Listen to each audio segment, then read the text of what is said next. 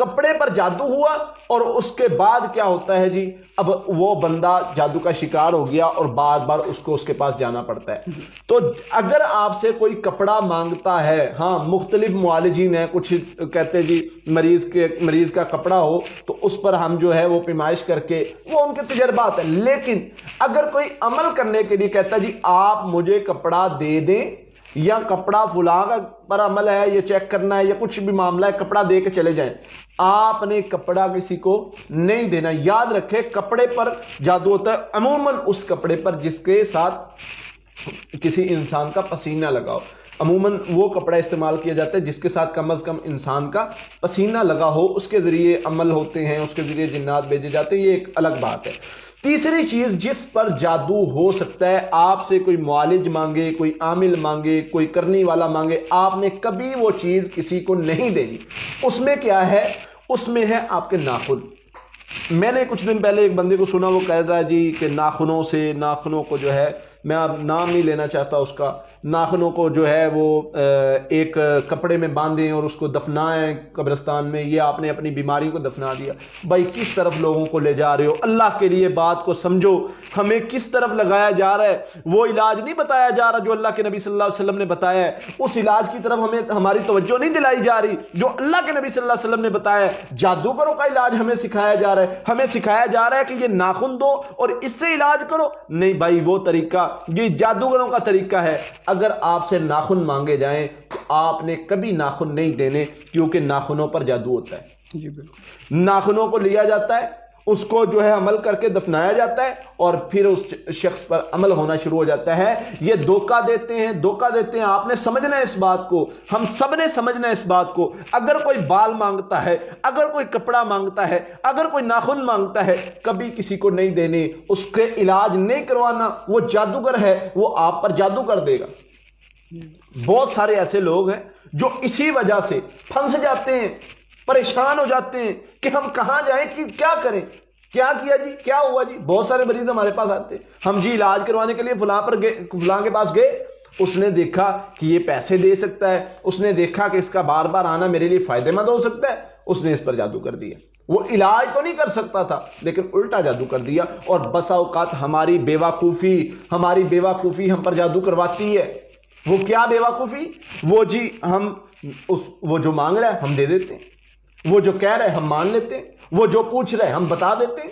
تو اس سے ہم پر جادو ہو جاتا ہے. اگر ہم اسے وہ چیزیں نہ دیں جو وہ مانگ رہا ہے تو ہم اس کے جادو سے بچ سکتے ہیں. بسا اوقات ہم علاج کرواتے جادو کروا لیتے ہیں. اس کے بعد اگر آپ سے کوئی معالج ماں کا نام پوچھتا ہے، اس سے علاج نہ کروائیں.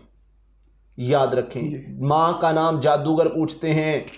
علاج کے نام پر جو بندہ علاج کرتا ہے وہ ماں کا نام نہیں پوچھے گا.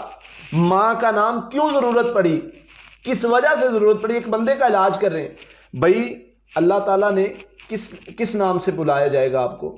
قیامت کے دن جب اٹھایا جائے گا باپ کے نام سے اٹھایا جائے گا. یہ جو ماں کا نام لینے والے، اس پر جتنے معالجین ہیں جو شرعی علاج کرتے ہیں انہوں نے سخت فتویٰ دیا ہے اس پر کہ جو بندہ ماں کا نام پوچھتا ہے وہ جادوگر ہے. جادو کی تشخیص ماں کا نام سے نہیں ہوتی. میں نے خود کروا کے دیکھی ہے. میرے قریبی تھے، وہ کہہ رہے تھے جی ہم پر جادو ہے. میں نے کہا جی کس نے بتایا؟ فلاں بندہ ہے جی، بہت کرنے والا ہے، بہت پڑھا لکھا ہے، بہت ایسے بڑی تعریفیں. میں نے کہا میرا حساب کرواؤ. میرا نام بھی بتایا گیا، میری ماں کا نام بھی صحیح بتایا گیا. اب جب اس نے حساب نکالا، اس نے میرے اوپر جادو بھی نکال دیا، میرے گھر میں جادو بھی نکال دیا، میرے معاملات پر جادو بھی نکال دیا.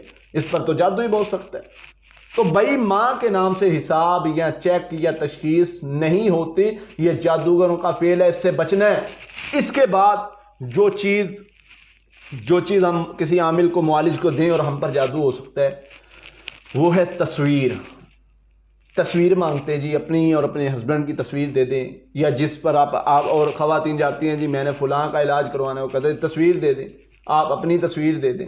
اب تصویر لے کر تصویر پر جادو تو ہو سکتا ہے, جادو کا علاج نہیں ہو سکتا. اگر ہو سکتا ہوتا میرے نبی صلی اللہ علیہ وسلم ضرور بتا کے جاتے. تصویر پر جادو ہو سکتا ہے, یہ اگر جادوگر آپ سے تصویر مانگے, ہرگز آپ نے تصویر نہیں دینی. یہ جادوگروں کی چالیں ہوتی ہیں, یہ جادوگروں کے کام ہوتے ہیں, یہ جادوگروں کے عمل ہوتے ہیں جو ان چیزوں پر عمل کر کے وہ جادو کرتے ہیں. یہ 5 چیزیں ایسی ہیں جن پر عموماً اس سے زیادہ بھی کوئی ہو سکتی ہے, لیکن عموماً جو جادو کا عمل ان چیزوں پر ہوتا ہے. اگر جادوگر آپ سے یہ چیزوں میں سے کوئی چیز مانگے, اس میں ایک پہلا نمبر ہے بال مانگے تو نہیں دینے, ہرگز نہیں دینے. دوسرا نمبر ہے کپڑا مانگے کبھی نہیں دینا کیونکہ وہ جادو کر سکتا ہے آپ پر. تیسرے نمبر پر ہے ناخن اگر مانگتا ہے تو وہ آپ نے نہیں دینے کیونکہ اس سے آپ پر جادو ہو سکتا ہے. چوتھے نمبر پر ماں کا نام, اگر ماں کا نام پوچھتا ہے تو آپ نہ بتائیں, نہ اس سے علاج کروائیں. یا تو وہ جادو کر دے گا یا وہ شرعی طریقے سے علاج نہیں کر رہا, اس کا طریقہ کار جادوگروں والا طریقہ کار ہے. اور ہم علاج اس سے کروائیں گے, ہم علاج اس سے پوچھیں گے جو شرعی طریقے سے علاج کرتا ہے, جو اس طریقے سے علاج کرتا ہے جو اللہ کے نبی صلی اللہ علیہ وسلم نے بتایا ہے. اس کے بعد 5ویں چیز تصویر ہے. جو بندہ تصویر مانگتا ہے, جو بندہ تصویر کہتا ہے کہ تصویر لے کر آؤ, میں تصویر پر دیکھ کے بتا دوں گا اس پر جادو ہے یا نہیں, وہ جھوٹ بولتا ہے. اور تصویر جو رکھتا ہے وہ جادوگر ہو سکتا ہے, شرعی معالج نہیں ہو سکتا کیونکہ یہ جادوگروں کا کام ہے. یہ جادوگر ایسے کام کرتے ہیں جو ایک تصویر لے کر اس پر عمل کرتے ہیں. اس لیے اس کے ساتھ ساتھ ایک اور سوال یہاں پر آتا ہے کہ اگر کوئی بندہ دے بیٹھے, جی بالکل, اگر کوئی بندہ لا علمی کی حالت میں بندہ کہتا ہے جی میں تو دے بیٹھا ہوں, اب میں کیا کروں, تو اس کا علاج کیا ہے؟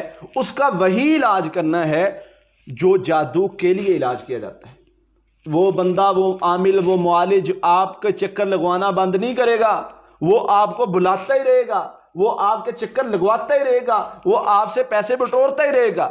آپ نے اب کیا کرنا ہے؟ وہ علاج کرنا ہے جو ہم نے جادو کے علاج کے لیے پڑھائی بتائی وہ شروع کر دیں.